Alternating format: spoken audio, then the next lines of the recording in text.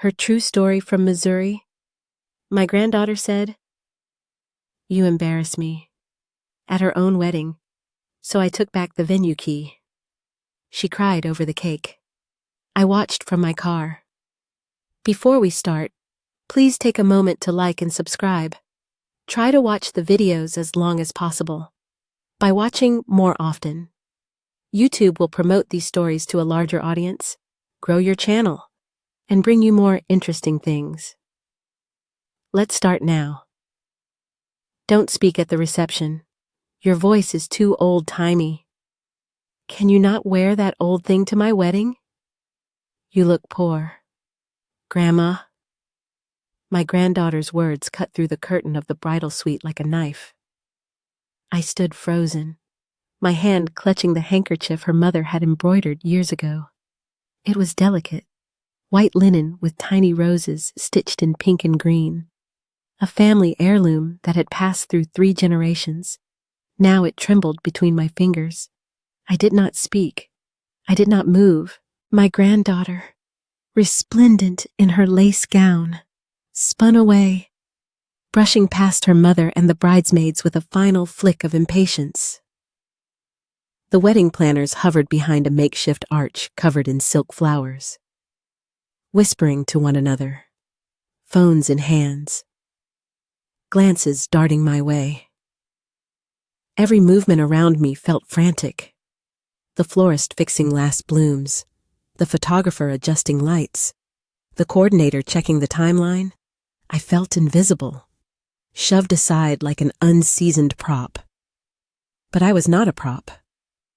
I was the woman who had held this girl when she was 6. Her big eyes trembling with grief after her mother died in that car accident. I had stepped from grandmother to primary caregiver overnight, when her father could not bear to lose another woman he loved.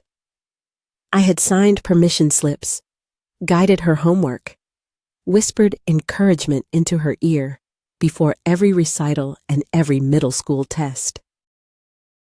I had sewn patchwork quilts to keep her warm in winter and read her stories in that same room where now she stood in white, her face set in a mask I did not recognize. If you see your mom, your grandma, or even yourself in this story, don't hesitate. Type 12. Some women deserve to be remembered. I remembered the first night she lived with me, the way she looked up at me from her tiny bed, sleep still wet on her lashes, and asked, "Grandma, will you always be here?" I had said, "Till the earth doesn't turn," and meant it with every fiber of my being. Yet here, in this moment, I felt every promise unravel beneath me. I watched her, this woman who was once the child, curled into my lap, deliver the perfect speech for Instagram caption, and then reduce me to a punchline live in the dressing room.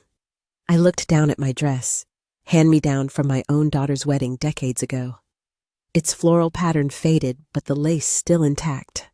It had been pressed and steamed to appear clean and supple, but its soft pastel design looked out of place beside her couture and designer gowns. They had told me to wear something understated, and I had listened. But now I saw the implication behind the words. Wear something forgettable. Look like you belong in the background.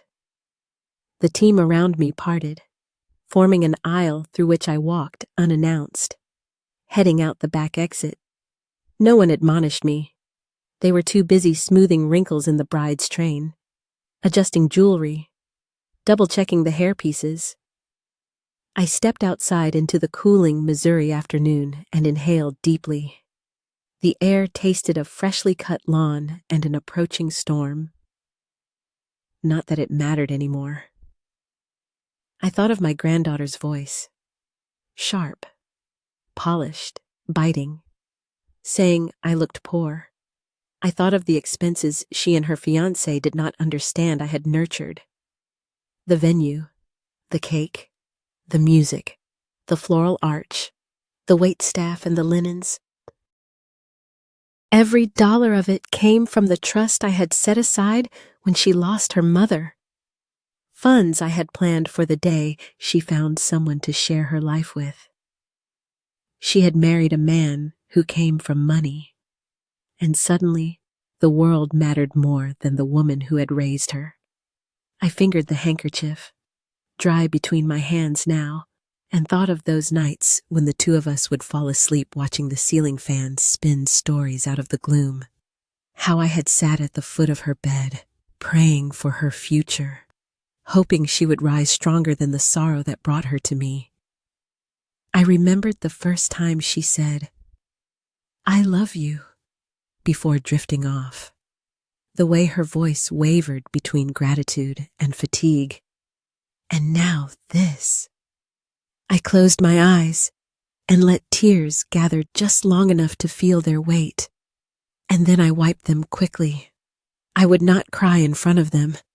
I would not give her the satisfaction.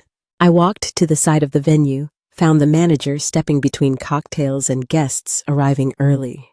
The arch outside the door framed the back of the building, leaves rustling in the soft wind. I tapped him on the shoulder. "May I have the venue key back?" I asked quietly. He looked me up and down, confusion flickering in his eyes. Mrs. Thompson," he said carefully. "I thought you were the grandmother of the bride." "Everything is all said I am," I said, "but it is no longer my event." I slipped the handkerchief into my purse and stood tall, even as my heart pounded. "Thank you very much." He hesitated, but I nodded. He handed over a small brass key, ornate, heavy, like stone. I tucked it into my coat pocket and walked away. Past closed doors, past voices on the verge of celebration, until the building swallowed me in its stone walls. Out in the parking lot, I found my car, the familiar brown station wagon waiting for me like an old friend. I leaned on its hood and watched guests arrive, their laughter floating through the air. My granddaughter stepped into the light, escorted by her uncles, holding her father's arm.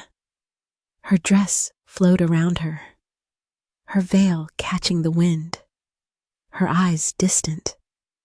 She looked radiant, but I saw the fear behind her smile, the uncertainty of a woman unsure if she had done this right. I got into my car, locked the door with deliberate care, and backed out slowly, giving her one last look. Her shoulders fell for a moment as the realization hit. I did not linger. I drove away before tears could begin their rehearsed journey down her cheeks. I did not speed. I did not fast forward. I drove straight to a diner on the outskirts of town, small and empty except for the coffee steam and the morning newspaper. I ordered a slice of cherry pie and tea, and I ate without hurry. The pie tasted like a second chance, sweet and unexpected after a long stretch of sacrifice. Sitting there, alone with the veneer of strangers around me, I felt the weight lift off my heart. I had come to her wedding to celebrate her joy, but she had made it clear she did not see me. I was not misplaced. I was dismissed. Let her think she could erase me. Let her believe that funding her dreams meant owning me. But I hold the key, and one day she will realize that I was never the guest. I was the foundation. I entered the reception room quietly, careful not to draw attention. The room was elegant, crystal chandeliers, white draped tables, floral centerpieces rising like silent monuments. Guests were seated, laughter filling the air, but I found my name on the assigned seating chart. The planner, leaning over to explain, said my seat was just a little out of the way, near the back, beside the restroom door. I managed a nod. I could live with a discreet spot, so long as I still had a seat. When I sat down, I realized I was last, literally the final chair at the end of the row. Everyone else had a spot closer to the head table, the bridal party, the in-laws, even a few distant cousins I barely recognized. I caught a glimpse of them tossing silent glances in my direction. Half apology, half amusement. Sinking lower into my chair, as if I might disappear into the carpet. I looked up at the dais. My granddaughter and new grandson-in-law were smiling and waving, but I felt disconnected, like the world had built a stage and forgotten to invite me to the spotlight.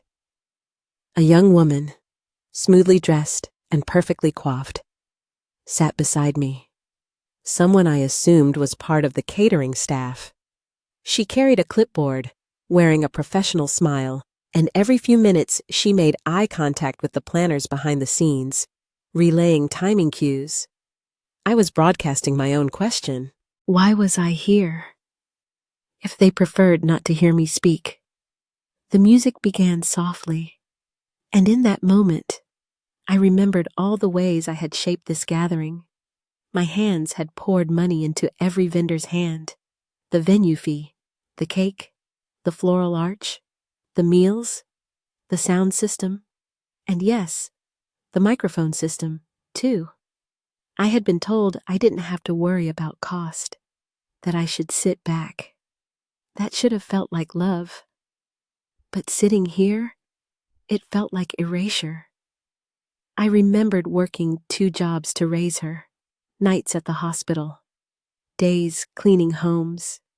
I recalled signing my wedding ring over for her school fees before my husband passed. I remembered every scholarship I fought for, every scholarship letter I celebrated, because I had given time and sacrifice to ensure she had opportunity to meet this man she loved, and yet now I had no voice. I finally realized why my seat was so far, why no playlist included my bumpkin stories.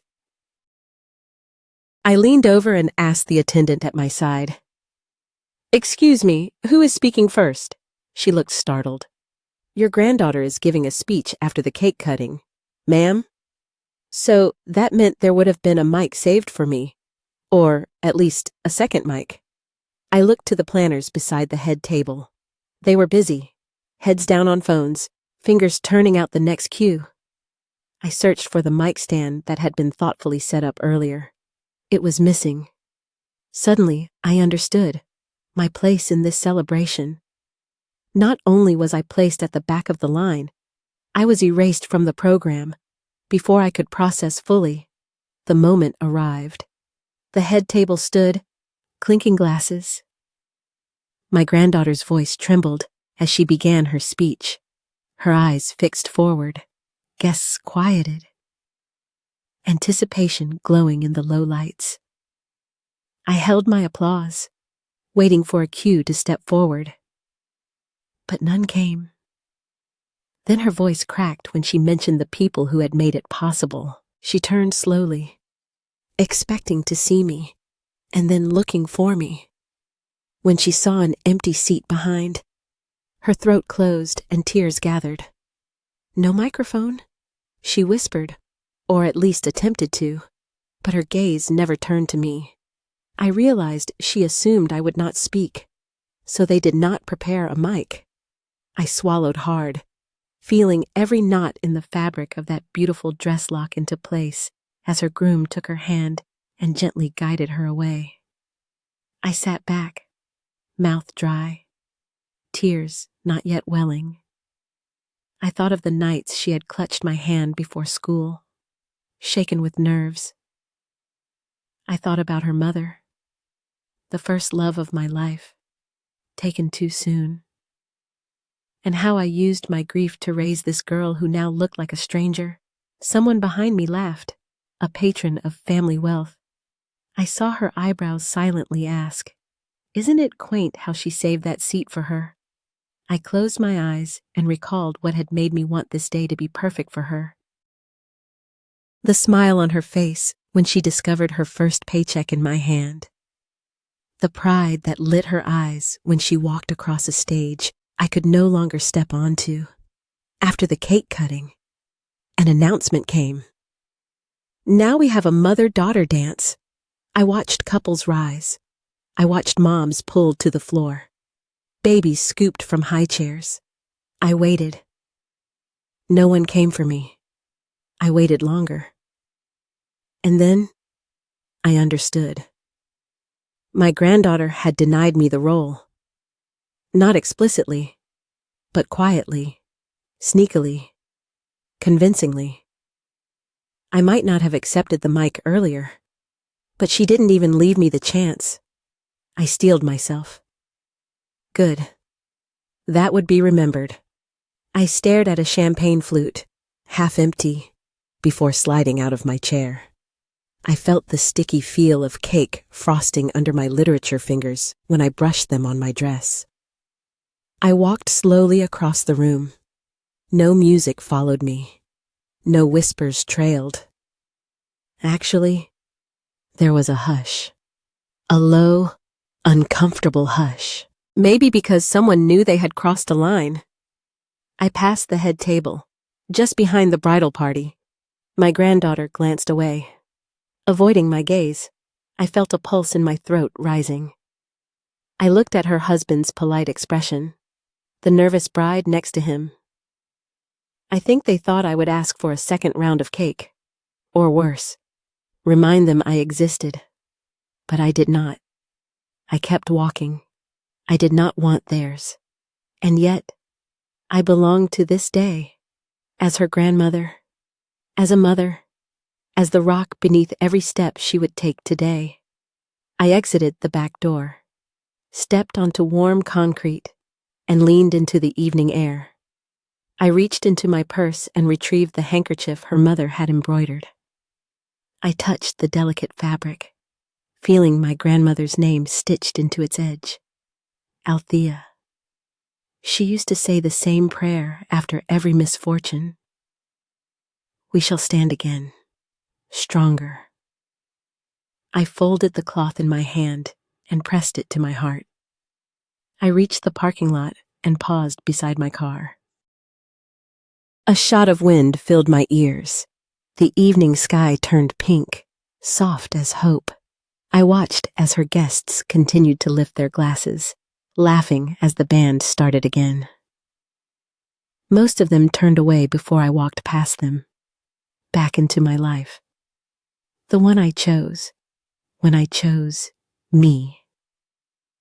I settled into the driver's seat and closed my eyes for a moment. Then, I started the car and drove away. Lightly, as someone with nothing pulling at her feet, but everything pulling her heart. I am the one who held her when the world stopped. I am the one who built this day for her. And I did not forget. But she did. And tonight, she would cry for a cake she did not fully appreciate. And tomorrow, she will forever feel the echo of silence I left behind. And maybe that was the point. She did not want me to shine that day. She wanted me quiet, tucked into a corner like an afterthought. But I was not a decoration in her curated life. I was the reason she had one. That old dress did not embarrass me. It reminded me of who I had always been and who I would always remain. Long after the silk gowns were boxed up and forgotten, as I stood near the guest table, one of the few places left where I did not feel invisible, I heard her voice. You remember when my friend laughed at your dress? Grandma called it trailer park chic. She asked a distant guest, a new coworker in a pastel suit. I felt embarrassed. I just changed after that. I stiffened. She said, embarrassed. not hurt, not sad, embarrassed. And that single word carried more weight than I expected. I thought of our life together after her mother died, how I slept on a reclining chair in her room for months so she would not be alone. I thought of how I sewed patches on her jeans after she grew out of them every winter. I thought of how she used to dig through dresser drawers, looking for my scarves, pretending it was her own. Now she was apologizing for me. I watched her laugh, hand brushing her cheek, throwing her hair back, the way she had when she was 10 and first discovered a secret crush. But this time, her eyes did not light up toward me. They stayed guarded, practiced. She looked like someone who had rehearsed a speech about gratitude, but not a moment about her roots. In the next round of toasts, I heard her half mutter, "We're not like them anymore. Grandma, we've moved up." The words struck me like a slap. Moved up, gentrification of identity, detachment from origin. Her voice carried entitlement, distance disguised in early wealth. I closed my eyes, trying to steady myself. Moving up had a cost. Today, I paid it. Around me, the reception continued. A live band playing cover songs, guests sipping champagne, servers passing trays of hors d'oeuvres. I felt like I was behind a glass wall, watching but not allowed in. When she was young, she'd tug my sleeve and whisper, "Tell me a story." "Grandma," I told one, a bedtime fable about a young girl who planted a seed and watched it become a flower strong enough to weather storms. She loved it. She asked for it every night. Now, in front of her friends and new colleagues, she introduced me as a nice, older person from my mom's side, a concession of acknowledgement, the kind you give your mother after your stepmother chooses what matters. But instead, I folded my hands in my lap and let the music swell without me. I was not bitter, just awake to the truth that love, given without conditions, could still be forgotten. Awake to the ache of being edited out of a story I helped write. And as she twirled in the glow of borrowed admiration, I whispered to myself, "You were never small. They just stopped looking." Then it happened. A distant aunt approached, took me by the elbow. "Sweetheart," she whispered, "they want you to join the family photo." She guided me toward the photo backdrop, where rows of smiling faces waited. I took a breath and stepped forward. They positioned me in the second row. I used half the proceeds to create a trust in my granddaughter's name, for her future, her dreams, her wedding. If she ever found someone kind enough. The other half I used to build a life of modest independence. I never told her the full story. I wanted the gift to feel free. But nothing should be given blindly. Especially not your legacy. That night after the wedding, I stared at the trust account's dashboard on my laptop, scheduled payments to vendors, final disbursement for honeymoon expenses, and at the bottom, a button labeled Hold Transfer. I hovered my mouse over it, remembering her words. "You look poor, Grandma." And I pressed click, not out of spite, but out of clarity. I had been invisible for too long.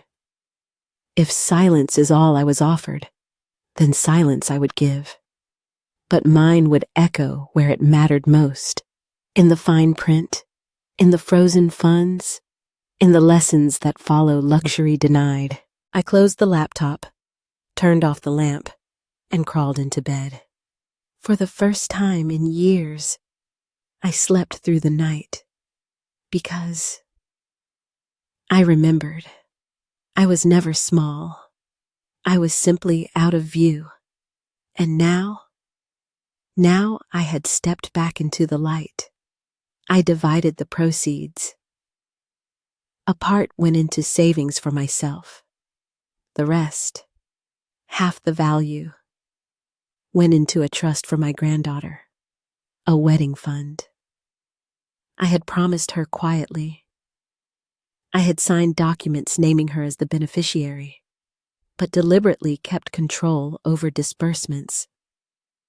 To me, it felt like protection, a way to ensure that foundation for her future would not be taken for granted.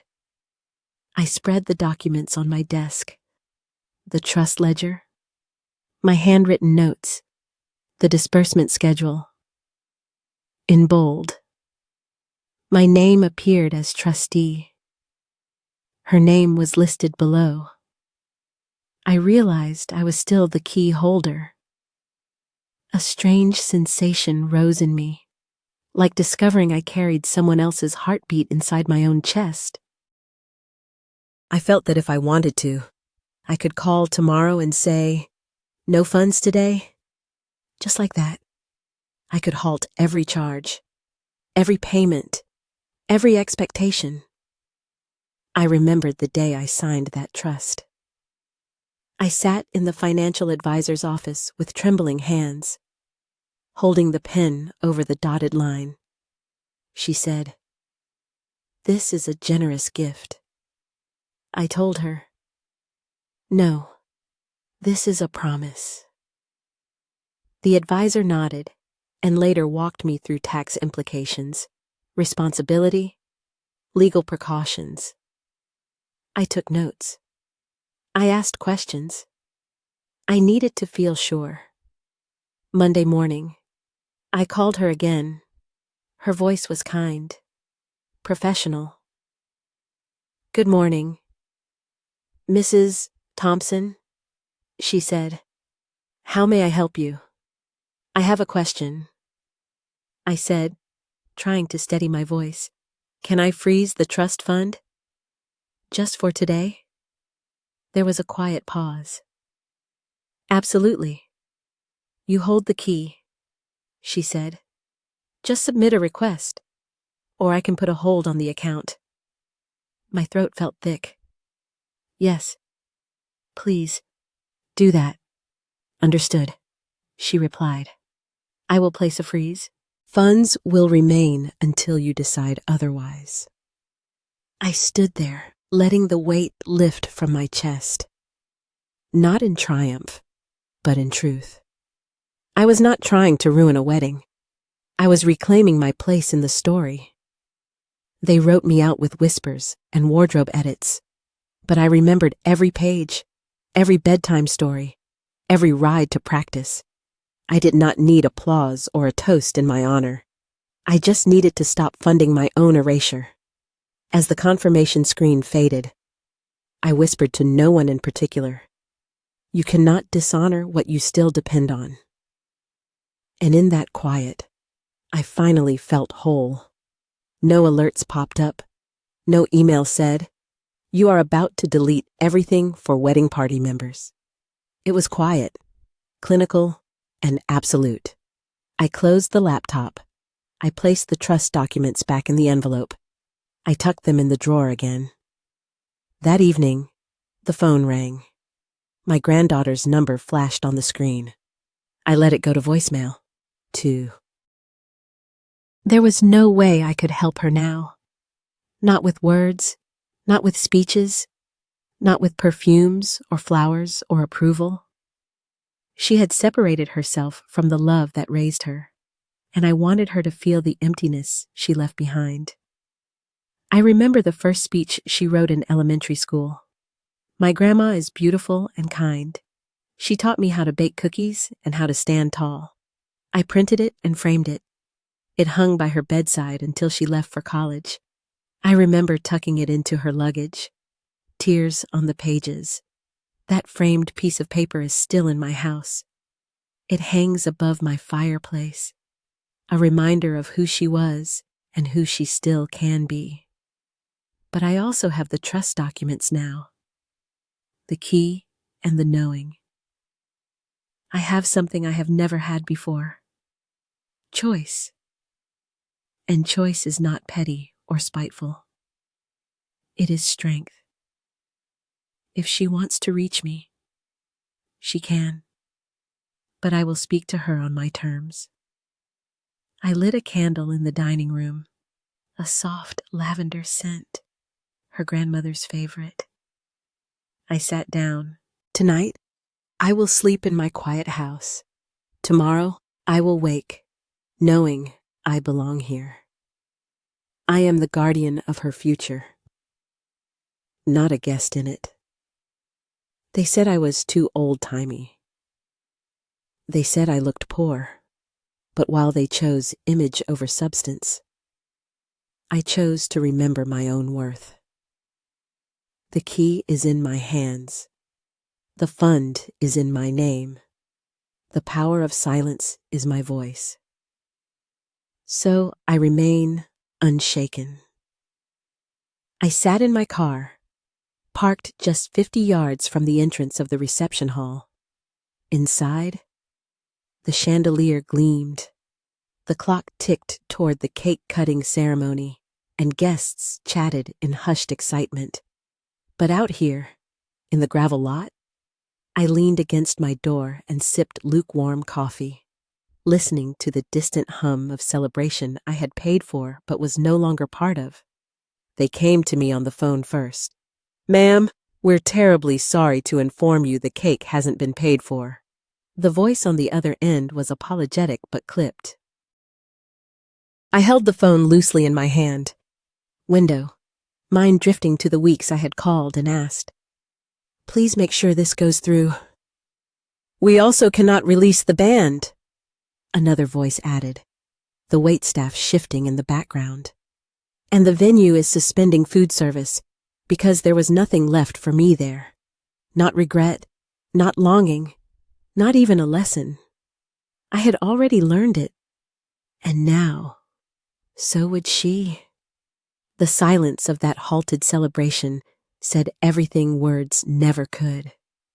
It echoed through unpaid vendors and unanswered questions, through the toppled centerpiece and unopened favors, through the absence of the woman who had given her everything and asked for nothing but decency. They would rewrite the story. Of course, blame technical errors, a last-minute cancellation, perhaps even me, the difficult grandma. That was fine. Let them rewrite it. I had my copy.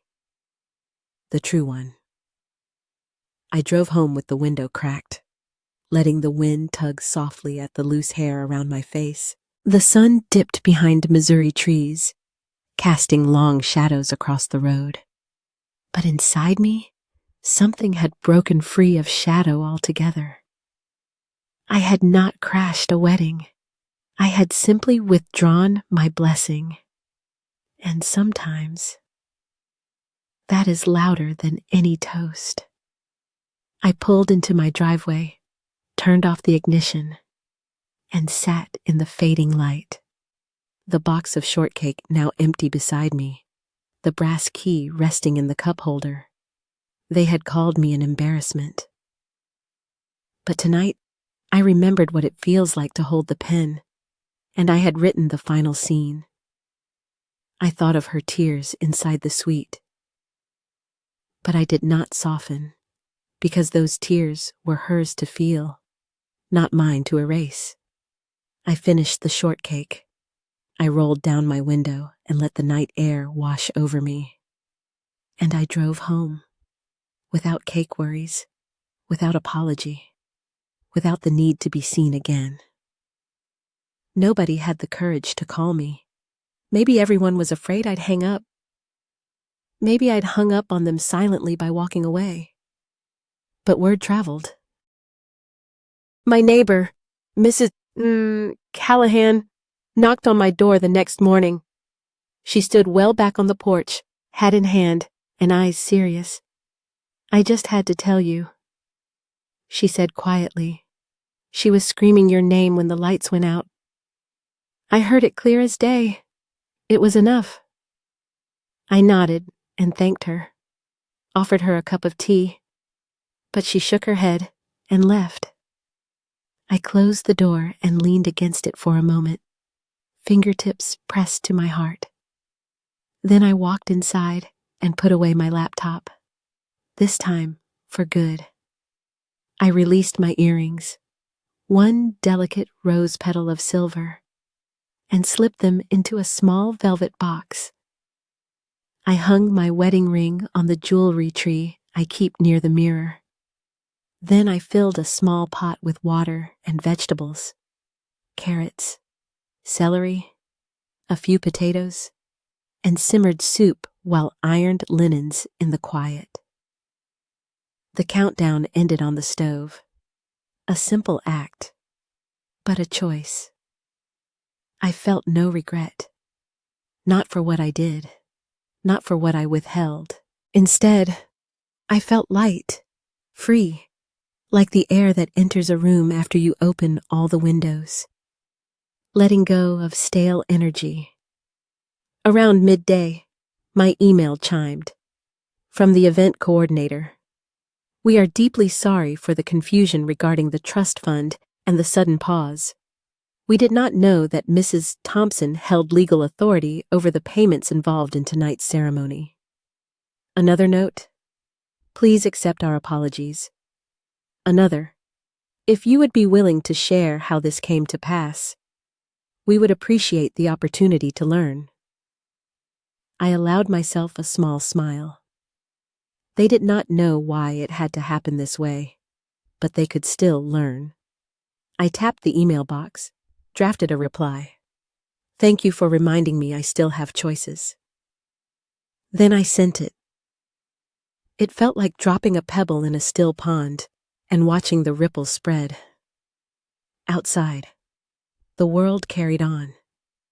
Children laughed as they boarded buses. Someone's lawnmower roared down the street. A dog barked in the distance. My house remained quiet. I ate the last of the soup, satisfying and warm. No guests, no celebrations, no awkward apologies. In the afternoon, I opened a drawer containing wedding photographs. Those digital files I had never shared. Images of guests dancing, flowers arcing toward the sky. My granddaughter's smile lit by sparkle lights. I deleted them all, not out of spite, out of intention. These memories were hers, not mine to keep. I deleted the images, letting the files fade into software oblivion. Each image deleted felt like another small step toward reclaiming what was mine, not in bitterness, but in clarity. By evening, I sat in the soft light of my living room. A candle burned nearby. I held a cup of lavender tea as the furnace hummed comfortably. I thought about quiet, the kind of silence that does not hum with sorrow, but sings with self-respect. I thought about the lesson I learned too late. Never let kindness be mistaken for weakness. A phone buzzed on the table. My granddaughter's message. Mom and Dad say maybe we can fix this. I read it and tapped but said nothing. She might come calling again, but this time I will answer when and if I choose. I remembered who I was before want and need eroded my boundaries. I remembered that love and funds are not the same. Love is shared. Funds can be given, sheltered, or withdrawn. The day did not bring headlines. No news van stood outside. No fears. Just me, with my soup bowl empty. My heart steadier than it had been in years. My mind clear. One day, I will speak with my granddaughter again. Maybe we will laugh.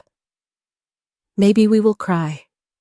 But right now, I am choosing silence, simplicity, and a peace I earn. And when the echoes of last night's celebration have fully faded, I'll keep this moment. Quiet, full, and wholly mine. I remember that first Saturday vividly, the one when I decided I wouldn't hold someone else's dress anymore. Not literally, not metaphorically, not ever again. I walked into the community arts center, walked past tables of brushes and glazes, and introduced myself to the ceramics instructor. She greeted me with warmth, but no pity. It felt like a fresh start. My hands trembled as I molded clay beneath them, soft, pliable, obedient. The clay didn't care about my age or my baggage.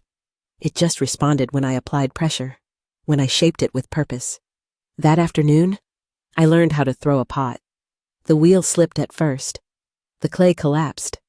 But when I finally made it stand tall, upright, I realized something. If I could shape mud into something beautiful, maybe I could shape my own life too. I started going every Saturday. The other women in the class ranged in age, background, and skill. Some used clay to craft sculptures. Others released decades-old emotions into vases. I began shaping ritual bowls, the kind that hold soup or soul. I let the kiln fire be a metaphor, and the finished pieces felt like new chapters in my hands. I also reached out to old friends, women I had lost touch with because my life became caregiving, fixing, supporting others. One afternoon, I met my former book club at a coffee shop downtown. We sat on the patio, sipping lattes and reminiscing about books we once dissected. Life-changing lines, heated arguments over Hemingway's intent. I brought a couple of unfinished bowls to show them, and they cheered as if I'd written a novel, for the first time in a long time. I felt seen, not as mom or grandma or trustee of a trust fund, but as me. That evening, I returned home to my quiet house and sat down at my desk. I pulled out stationery I'd kept since my daughter's wedding and penned a letter. Not to anyone else, but to myself. 20 years ago. I imagined the version of me who just had a newborn, whose husband was working graveyard shifts in a factory, whose eyes were bright with hope, but weary already, thinking love demanded sacrifice above all else. In shaky script, I wrote, "Dear Laura, you deserved more than silence. You deserved respect. You deserved peace. You never should have lost sight of your own voice." I sealed and dated the envelope without intending to mail it. It was therapy. It was absolution. One afternoon, I opened a flyer at the senior center. Attend a workshop. Know your rights. Protect your assets. I signed up with trembling fingers. Turns out, they expected a retired accountant or lawyer. Imagine their surprise when a grandmother from rural Missouri walked in. I introduced myself and shared my story. How I created that trust fund. How I quietly saved for her daughter's wedding. How no one thought to thank me. They listened. Their eyes, their nods. That authority I held. Legal, moral, transformed into something more. I taught them how to read deeds, how to identify power of attorney forms, how to keep copies of mortgages and wills in safety deposit boxes. One woman cried when I told her, "Your son does not have the right to refinance your home without your signature." Another closed her eyes with relief after shredding that joint credit card her granddaughter kept maxed out. Some of the ladies called me after the workshop. "Do you hate your granddaughter now?" one asked, voice full of worry, as if they believed I had become cruel overnight. I did not hesitate. I laughed gently and said, "No, I just chose peace over being tolerated. Because hatred is heavy. I had borne enough burdens in my lifetime. That Christmas, with no wedding in sight and no drama, I hosted a small dinner at my home. I cooked roast chicken, mashed potatoes, gravy from scratch, green beans, and a simple chocolate cake. The women from my old book club came, along with a few participants from the legal workshop. My table was lively. Laughter, uplifting stories, real connection. Someone looked at me across the table and said, "Laura, I don't know how you do it. You lost so much, but look at you now." I responded, quietly. "I'm just living, and living is the only thing I felt I had left to do." I walked away from caregiving as my sole identity that night, and I embraced being whole again. I found a new rhythm. My weekdays began with a walk along the river, slow, intentional steps. As the sunrise wrote gold across the water, I journaled there, perfecting my handwriting on blank pages, thinking of that graduation speech I never gave, the milestone memories I missed while saving everyone else's. On Fridays, I taught a mini legal circle at the library. Local women filled the chairs. Grandmothers, widows, mothers of special needs kids, hungry for knowledge. I lit up discussing estate planning forms, guardianship, and how to file photocopies with bank managers. One week, a young woman said, "You're like that grandma in the movies who trains a community." I smiled and thought of another line I'd kept in my mind, Grandma with the last laugh. By spring, I sold the antique jewelry box on my dresser, my only bargaining chip I'd hesitated to part with, and used the proceeds to refurbish the art studio. New clay, new glazes, new kiln pads. When the studio announced it on their social media, they posted a photo of me at the wheel, clay spinning beneath my calloused fingers. The comments flooded in, inspiring, warrior, beautiful soul. At night, I sit by the window and knit, or work on a vase. I still think of my granddaughter sometimes. I wonder if she ever thinks of me. Maybe not. Maybe this is what being loved unconditionally looks like a flame you shield from wind until it fades. But I am no longer the one holding up a roll. I am no longer the one wiping tears or stitching dresses. I finished my shift, and I left the stage. My Thursday nights are the best now. My classmates from ceramics and I eat pizza, talk about our clay fails, our aspirations. We cheer each other's tiny triumphs, a well-balanced bowl, a glaze that doesn't crack, a story we share. Then we drive home, with clay dust in our hair and stories in our hearts. A neighbor asked me once, with genuine curiosity, "Don't you ever miss how your granddaughter used to look at you?" I looked out the window, saw moonlight dancing on the car parked across the street, and said, "Sometimes, but I don't miss being forgotten." So to those who feel their identity slipping away under the weight of caretaking or courtesy or those unspoken expectations, here is my truth. You are not a background character in someone else's life. You are not merely a story of what you did for others. You are a story worth telling. I do not hate my granddaughter. I remember the time she was 6, and we ran around the living room with balloons. Laughter bouncing off the walls so loud you could hear it for blocks. I remember her breathless, "Grandma, watch this," and the way I caught her as she tumbled off the couch.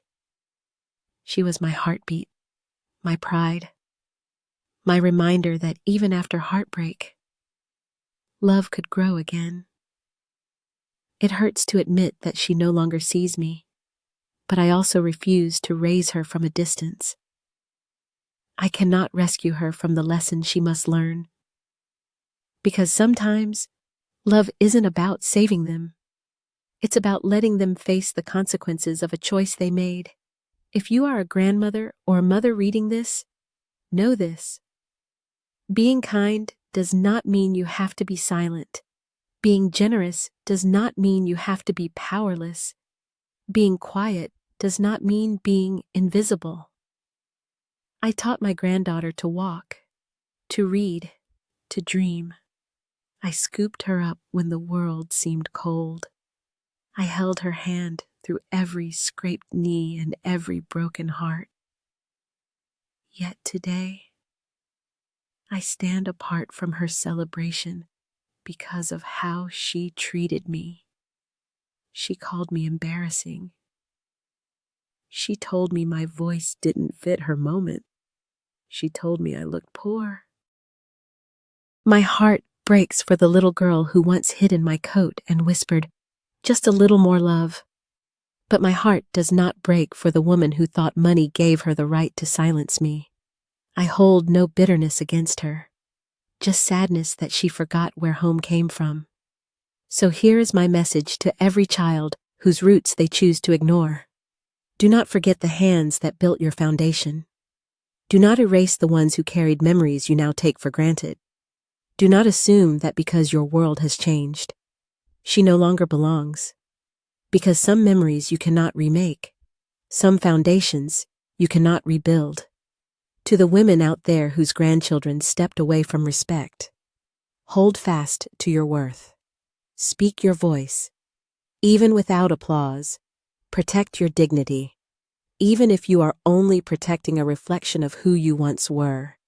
Teach her by example that no one can erase the past without losing part of themselves, because every gift you gave was not an investment. It was an offering of heart. And every time she rejects you, she rejects a piece of her own story. I once said I would stop holding up her dress so she could walk the aisle. Now I say I will hold up my head and walk away. I will not be a shadow at the edge of her memories.